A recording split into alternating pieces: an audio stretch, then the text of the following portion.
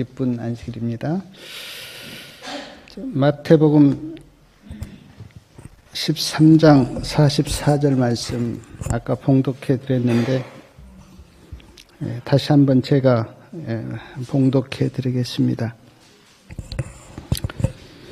마태복음 13장 44절 말씀입니다.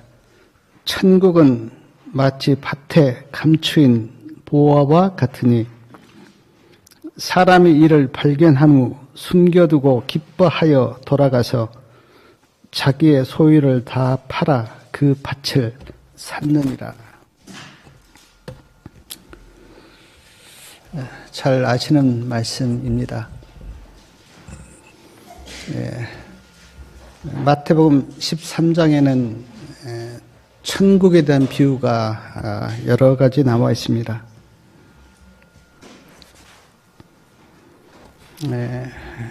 그물에 대한 비유도 나와 있는데 그물은 누가 천국에 들어가는지 심판을 표상하고 있다. 그렇게 말씀드릴 수가 있습니다.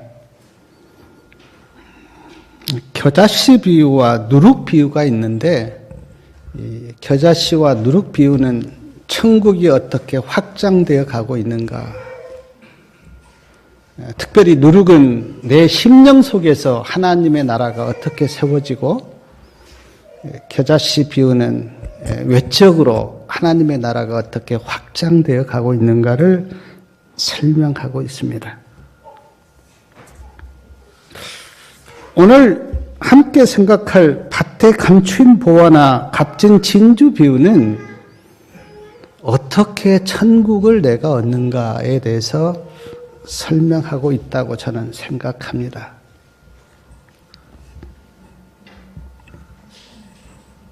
오늘 말씀에 보면 그 네 가지 단계로 되어 있다고 저는 그렇게 보는데, 첫째, 밭을 갈았습니다.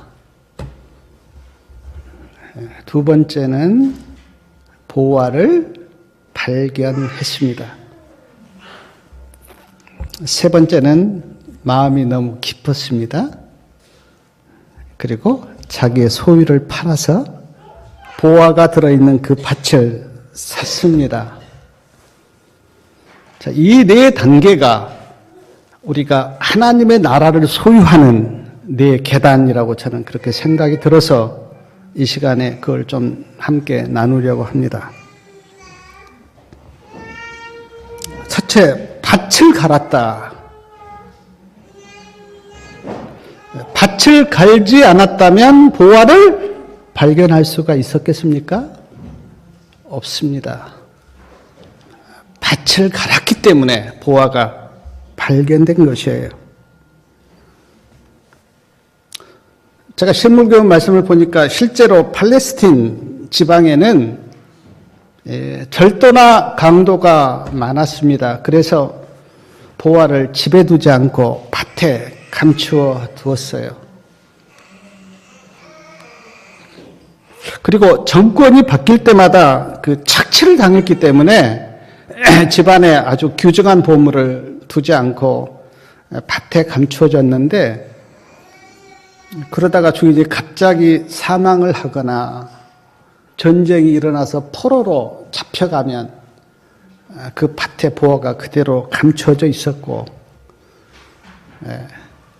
어느 날 농부가 그 밭을 갈다가 보화를 발견하고 했습니다. 먼저 제가 우리 성도님들께 말씀드리고 싶은 것은 놀다가 보화를 발견하지 않았다고 하는 거예요. 텔레비전 보다가 보화 발견하지 않았습니다. 가만히 있는데 보화가 발견되지 않았어요. 여행 가다가 보화 발견되지 않았습니다. 밭을 갈다가 보화를 발견을 했어요. 그런데 그 밭이 어디인가? 실물교훈 996페이지에 보니까 보화가 감추어진 밭은 성경을 표상한다. 성경이 밭이에요. 믿습니까? 성경이 밭이에요. 보화가 감춰져 있는 그 밭은 성경을 표상합니다. 그러므로 보화를 발견하려면 성경을 깊이 연구하셔야 돼요. 한번 생각해 보십시오. 주인이 보화를 밭에다가 숨겼는데 그냥 얕게 숨겼을까요? 보화인데 아주 깊이, 될 수 있으면 깊이 파고 보화를 감췄을 거예요.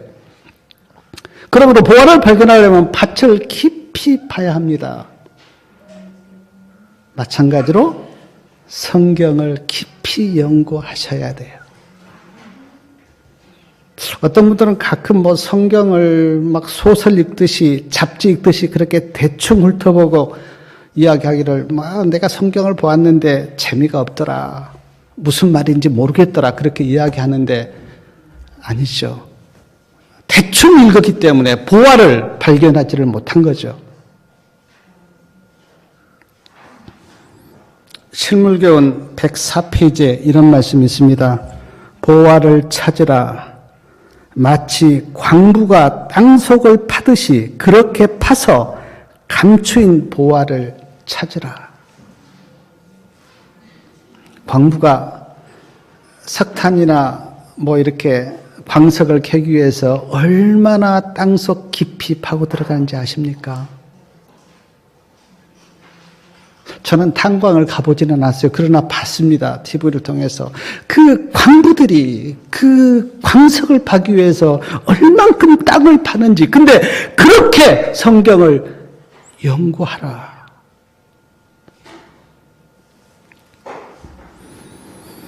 신록은 104페이지도 이런 말씀이 있습니다. 찾으라. 갈급한 심령으로 보배로운 성경을 살펴보라.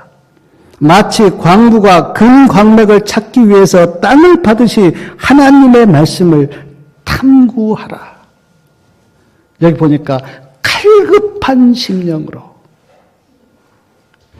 시편 40편 1절에 사슴이 시냇물을 찾기에 갈급한 같이 내 영혼이 주를 찾기에 갈급하나이다. 갈급한 심령으로. 그렇게 성경을 보면은요, 성경이 달라요. 전에는 그냥 문자로 보이고 글자로 보였는데, 진짜 내가 갈급하고 목마른 심령으로 하나님의 말씀을 보면요, 하나님의 말씀이 살아서 움직여요. 그리고 그 속에 생명이 있다고 하는 것을 느껴요.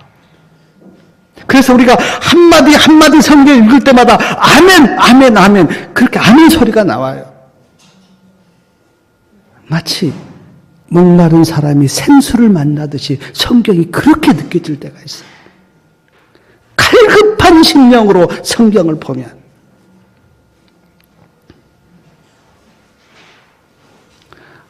그냥 배부른 심령으로 하나님의 말씀을 볼 때는요, 하나님의 말씀이 아무 의미가 없어요. 근데 정말 그 막다른 골목에서 사형수가 생명을 찾듯이 그런 마음으로 성경을 읽으시면 성경이 달라요.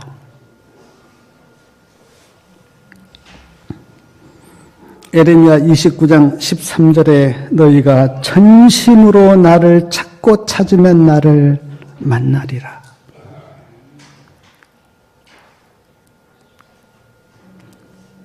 성경을요, 건강한 사람이 보는 것처럼 성경을 보면 보아 못 발견합니다. 그냥 나는 그냥 어느 정도 죄인이야, 그런 마음으로 성경 보면 보아 못 발견해요. 사형수의 마음으로 성경을 보셔야 돼요. 사형수의 마음으로. 내가 어떻게 살 길을 찾을까? 내가 어떻게 구원을 받을까? 사형수의 마음으로 성경을 보면 보화가 발견돼요. 성경 안에. 근데 우리에게 문제는 사형수의 마음이 없는 거예요. 그냥 그래, 뭐 나는 살만해. 나는 죄인이긴 죄인인데 그냥 나는 그냥 조금 죄인이야. 그런 마음으로 성경 보면 생수를 찾기가 힘들어요.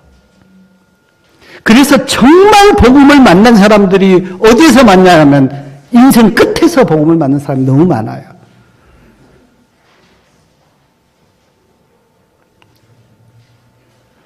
제가 어제도 안식일이 되기 전에 TV를 인터넷을 켰는데 제가 안식일을 준비하면서 유튜브를 들어갔는데 어떤 사람의 간증이 나오더라고요. 그 사람이 무기징역을 받았는데 이제 목사님이 되신 거예요. 그분의 간증이 이렇게 나오는데 제가 이렇게 잠깐 봤어요. 그분이 이렇게 간증하는 거예요. 미국에 이민을 갔는데 어떤 사람이 결혼을 하자고 신청을 한 거예요. 자기는 미국 영주권자인데. 그래서 이제 결혼을 했어요. 그 결혼한 그 여자분은 이제 영주권자가 아니에요. 그리고는 이제 결혼을 했는데 3개월 만에 그 여자분이 이제 영주권이 나온 겁니다. 근데 영주권이 나오는 그날 여자가 보따리를 싸들고 가버린 거예요. 그러니까 결혼한 목적이 순수하게 영주권 따려고 이제 결혼을 한 겁니다. 그리고는 헤어지자고 하는 거예요. 너무 마음이 분해서 이제 그 변호사를 사서 결혼 무효 신청을 했대요. 그러니까 이제 결혼 무효가 되면 이제 그 여자분 영주권이 이제 박탈될 거 아니에요. 그러니까 그 여자분이 계속 깡패 같은 사람을 이제 사서 압력을 넣은 겁니다. 결혼 무효 소송 중단해라. 그러니까 그 사람이 도망 다니다가 이제 막 불안하고 하니까 도망 다니다가 이제 권총을 하나 산 거예요. 혹시 깡패들이 자기를 위협하면 이제 자기를 보호하려고 권총을 산 겁니다. 그리고 이제 한 1년 이상을 이렇게 도망을 다니다가 이제 어느 날 여자를 만난 겁니다. 어느 식당에 여자가 있다고 하니까 찾아갔어요. 그리고 싸우다가 권총으로 쏴버린 겁니다. 그리고 무기징역을 받은 거예요. 전에는 뭐 교회 가자, 뭐 성경 봐라 해도 전혀 마음에 안 들었는데 감옥에서 무기징역을 받고 있는데 인생이 막막한 겁니다. 그때 성경을 폈어요. 전에는 전혀 성경이 안 들어왔는데 희망이 없는 상태에서 성경을 보니까 성경이 그렇게 은혜롭고 예수님이 나의 구주라고 하는 것을 발견한 거예요. 그래서 거기서 이제 울면서 예수님을 만나고 너무 이제 신실하게 복역을 하니까 22년을 살고 풀렸는데 목사님이 되신 거예요. 제가 뭐 끝까지 간증은 못 들었는데 그런 이야기를 들었어요. 그러면서 느끼는 게 그렇다. 배부르고 등 따시고 따뜻한 곳에 살면서 하나님의 복음을 발견한다고 하는 것은 인간으로서 어려워요. 갈급한 심령으로 말씀을 보면.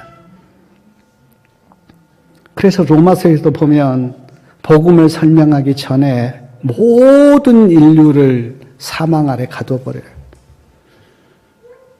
이방인은 죄인이야. 그래서 사망 아래 있어. 유대인도 죄인이야. 하나님의 법을 알고도 그들이 순종하지 못했어 하면서 죄의 의인은 없나니 하나도 없다고 하면서 사망 아래 가둬놓고 그 다음에 복음을 전하잖아요. 그러므로 그리스도가 필요해.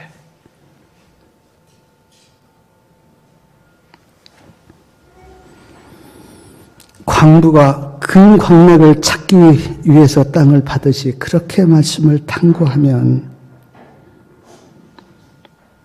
말씀 속에서 보화가 발견돼요.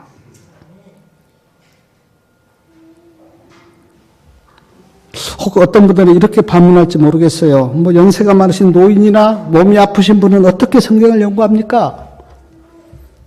못하죠. 노인 되면 성경 연구하기 힘들죠. 몸이 아픈 분들은 성경 못하죠. 연구 못하죠. 근데 정말 갈급한 심령으로 사모하는 마음으로 말씀을 알려고 하다 보면 방법은 있습니다. 뭐 테이프를 듣든지 아니면 성경을 많이 아는 사람을 초청해서 말씀을 듣든지 방법은 있어요. 갈급한 그런 심령만 있다면 길은 있어요. 저도 제가 지난번에도 말씀드렸듯이 성경을 알고 싶고 진리를 알고 싶은데 뭐 성경 연구가 잘 안 되는 거예요, 저도. 그래서 테이프를 제가 막 아무튼 닥치는 대로 샀잖아요, 그때. 몇 박스를. 그리고는 그때 제가 운전을 많이 했는데 늘 운전하면서 테이프를 들었습니다. 혹시 정말 복음이 그리고 예수님이 그리고 보화가 어디에 있는지 찾고 싶어서. 근데 어느 날 영적인 눈이 뜨이면서 복음이 보이고 생수가 보이고 보화가 보이고 지금은 성경을 보면 하나님의 마음이 보이고 진리가 보이고 그러니까 어디를 읽어도 은혜가 돼요. 아, 책망의 말씀을 들어도 그게 하나님의 사랑이지. 뭐 사랑의 말씀을 들으면 더욱더 사랑이 느껴지고 비유의 말씀을 들어도 그게 하나님의 사랑이지. 나를 구원하기 위해서 하신 말씀이지. 그런 생각이 드니까 성경이 하나님이 나에게 보낸 뭐라 그랬습니까? 편지처럼. 나를 가장 사랑하는 그 하나님이 나에게 보낸 사랑의 편지처럼 성경이 느껴지니까 왜 성경이 지루합니까? 사랑이 느껴지는데. 사랑의 편지 읽다가 지루한 사람 어디 있어요?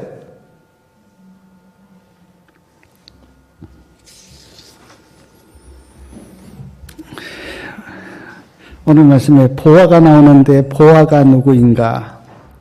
실물교훈 96페이지에 보니까 보화는 복음 즉 예수님을 가리키고 있다. 예수님이 보화세요. 왜 예수님이 보화신가? 예수님이 내 죄값을 다 갚으시고 나를 구원하셨으니까 예수님이 보화시죠. 예수님이 영생이시고 부활이시니까 예수님이 보화시죠. 예수님이 나를 가장 사랑하시는 그분이니까 나에게 예수님은 보화시죠. 제가 가장 좋아하는 찬미가 424장인데 주 예수보다 더 귀한 분은 없네. 이 세상 부귀와 바꿀 수 없네. 저는 정말 제가 인생을 살면서 느꼈어요. 이 세상에 내 마음을 기쁘게 하고 만족시키고 행복을 줄 수 있는 어떤 것도 없는데 예수님이시다. 저는 누구와도 그 어떤 것과도 예수님은 바꿀 수 없어요. 저는 지금 죽어도 좋습니다. 저는 예수님만 붙들 수 있다면. 저는 옛날에는 그 뭡니까 순교한 사람이 이해가 잘 안 됐어요. 어떻게 순교를 하나? 근데 저는 가끔 그런 기도해요. 하나님을 위해서 순교할 수 있다면 영광입니다. 그게 기쁨일 것 같아요. 그냥 연세 많이 드셔서 병들어서 그렇게 죽는 것보다는 내가 하나님을 위해서 내 목숨을 드린다. 영광일 것 같아요.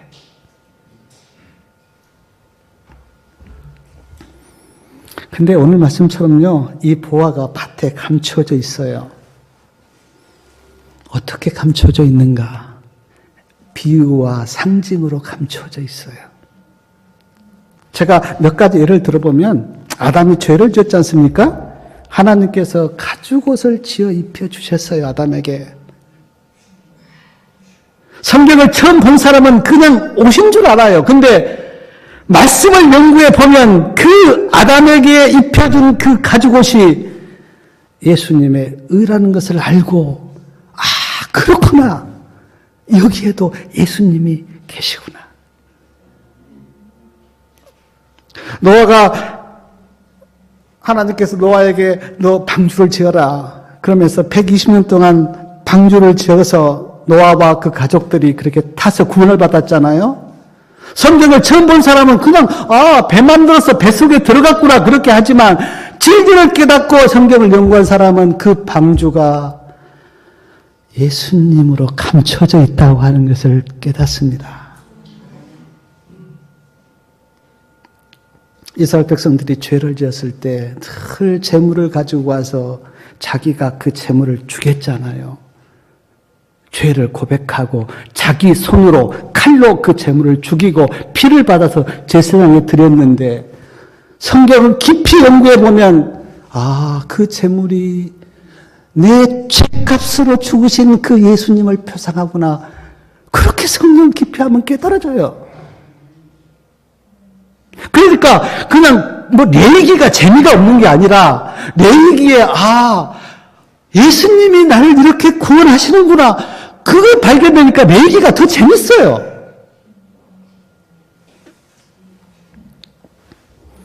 비유와 표상으로 예수님께서 그렇게 감춰져 있기 때문에 성경을 깊이 연구하셔야 돼요. 그러면 포화가 발견돼요.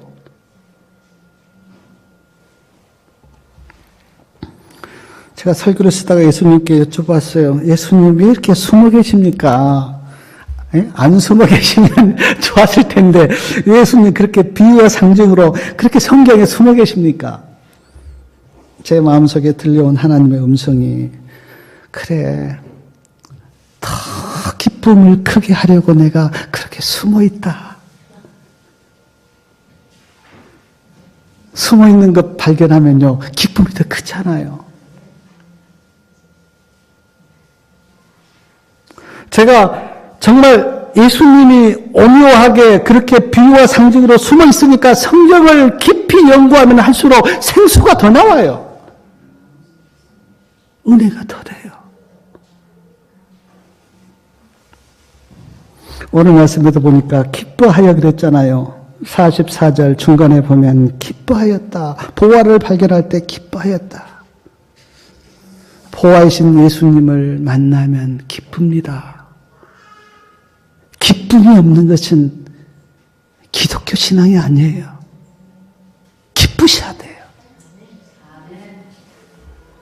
예수님이 복음이시니까 기쁘고, 인간이 사망 아래 있는데 예수님이 생명이 되시니까 기쁘고, 인간에게는 안식이 없는데 예수님이 안식이 되시니까 기쁘고, 목마른 인간인데 예수님이 생수가 되시니까 기쁘고.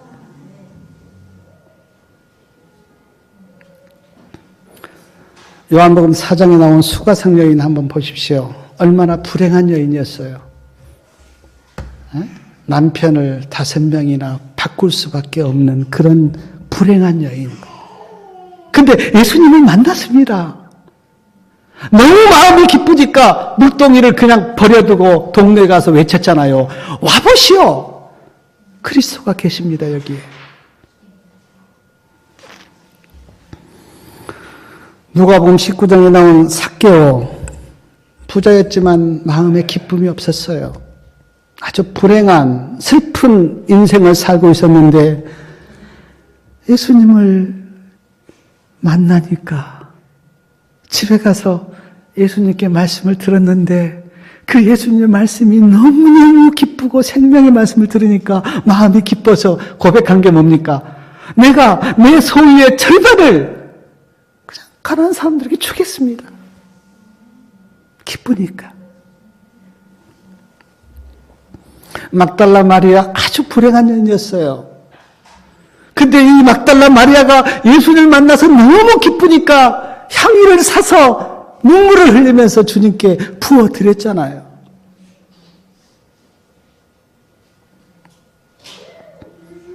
사도 바울은 감옥에서 빌립보 교인들에게 편지합니다. 기뻐하라. 내가 다시 말하노니 기뻐하라.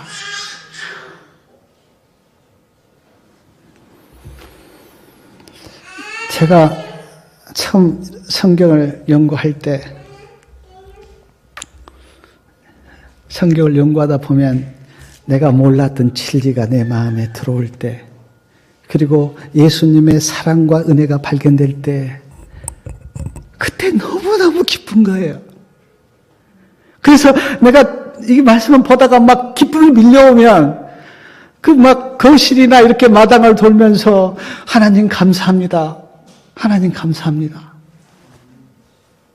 마음이 너무 벅차니까 잠이 안 오더라고요.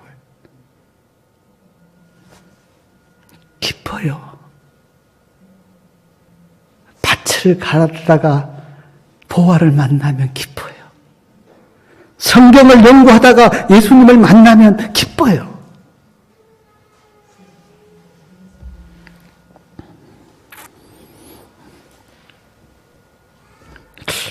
44절 끝에 보면 자기의 소유를 다 팔아 그 밭을 샀다 그랬는데, 자기의 소유를 팔았다고 하는 의미가 무엇일까? 제가 이 말씀 두고 이렇게 설교 쓰면서 많이 생각해 봤어요. 정말 이 말씀이 내가 가지고 있는 재산을 다 팔아라고 하는 의미인가? 그렇다면 우리가 뭐 집도 없이 그냥 뭐 농토도 없이 다 그러면 거지가 되란 말인가? 저는 그렇게 이해하지 않습니다. 애은의 신에 보니까 특히나 남자들은 자기 가족들을 위해서 아주 편안한 안식처를 준비하고, 가족들이 그냥 주님 안에서 평강을 누리도록 다 준비하라 그랬어요, 남편에게. 저는 자기의 소유를 다 팔았다고 하는 의미가, 저는 이런 고백이라고 믿습니다. 예수님, 나는 예수님의 것입니다. 내가 가진 모든 소유의 주인도 예수님이십니다. 그 고백, 그 믿음의 고백. 내 자신도, 내가 가진 모든 소유도 주인은 주님이십니다라고 하는 그 고백, 그것이, 그러면 내 건 없잖아요. 주인이 주님이신데 그것이 다 자기의 소유를 판 것 아니겠어요? 밭을 샀다고 하는 의미는 저는 이렇게 해석합니다. 밭은 지금 천국에 대한 비유잖아요. 이 지금 비유가. 보화가 들어있는 그 밭을 샀다고 하는 의미는 나를 드리고 하나님의 나라를 내가 얻는 것. 하나님의 나라를 내가 소유하는 것. 하나님의 나라를 소유한 그 기쁨과 그 행복. 아마 저는 오늘 이 44절 말씀 읽으면서 그 기쁨이 느껴져요. 왜냐하면 보화를 발견했기 때문에.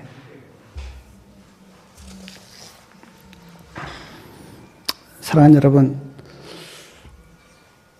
우리가 할 일은 하나밖에 없어요. 밭을 열심히 가는 것입니다. 다시 말씀드리면 성경을 열심히 연구하는 거예요. 그러면 보화는 자연스럽게 발견됩니다. 보화를 발견하면 마음이 기뻐요.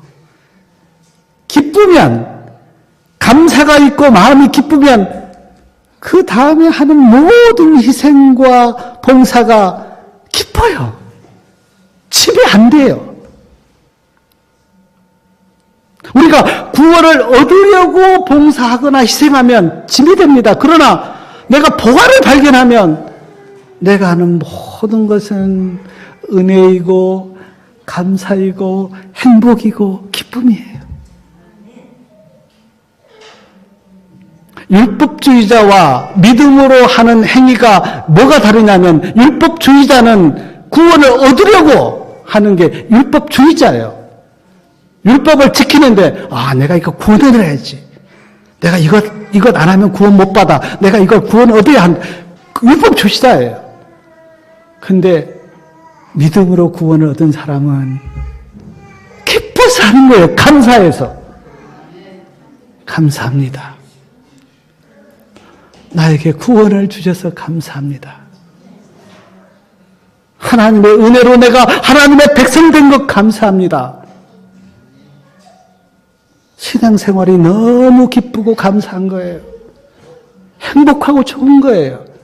마치 보화를 발견한 이 사람처럼 너무 기쁜 거예요.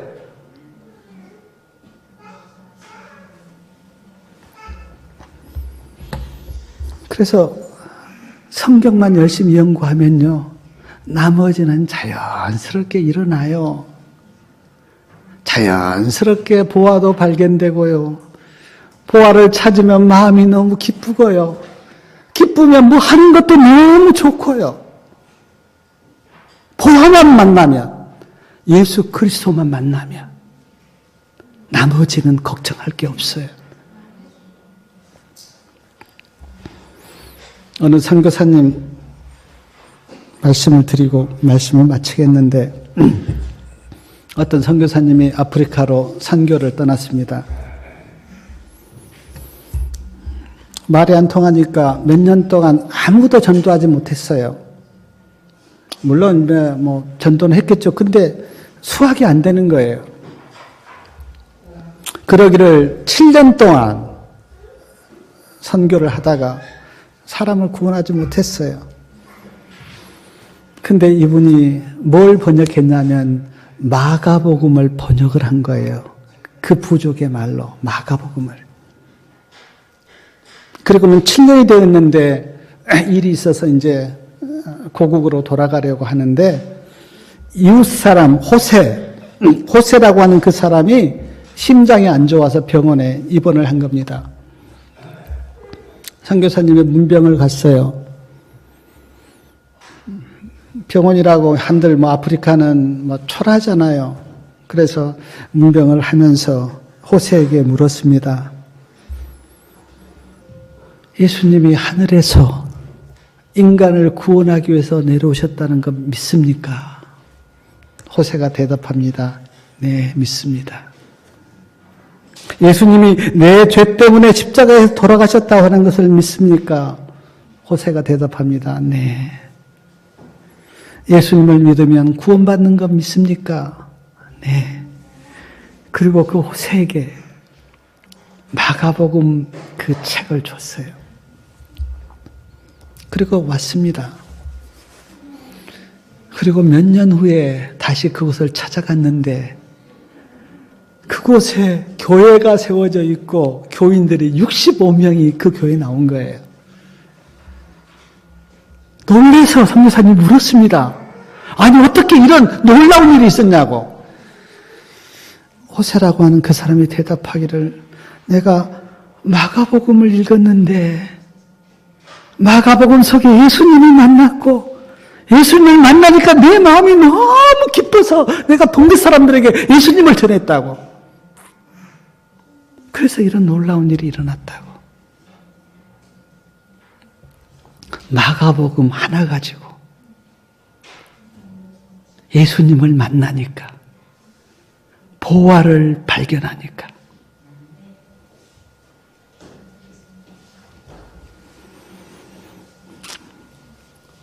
제가 한국에 기독교가 들어온 그 역사를 보면 성경 없었잖아요.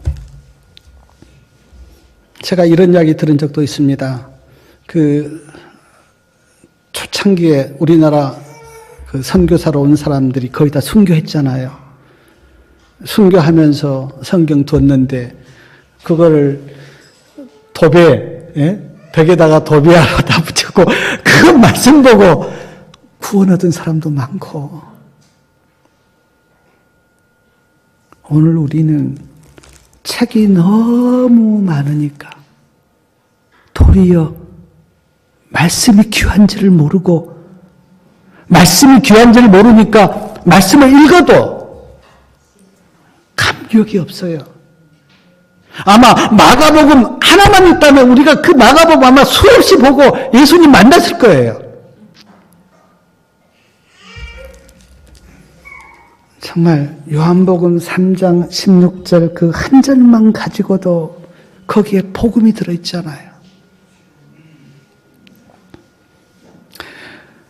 마음이 뒤집혀진 사람은요, 보면은 많은 성경 때문에 그런 게 아니에요. 그냥 한 절 읽었는데 그 말씀이 마음에 보화처럼 들어와서 마음이 거듭나고 심령이 붕이 돼서 새로운 삶을 사는. 사랑하는 여러분,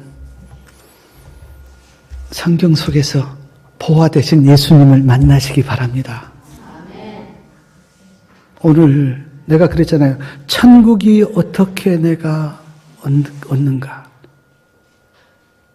성경을 보면서 예수님을 만나면, 그 예수님이 내 안에 임재에 들어오면 내 마음속이 그걸 뭐 주체를 못해요. 생수가 흐르고 기쁨이 흐르고 행복이 흐르고 만족이 임하고, 이 세상 누구와도 바꿀 수 없는.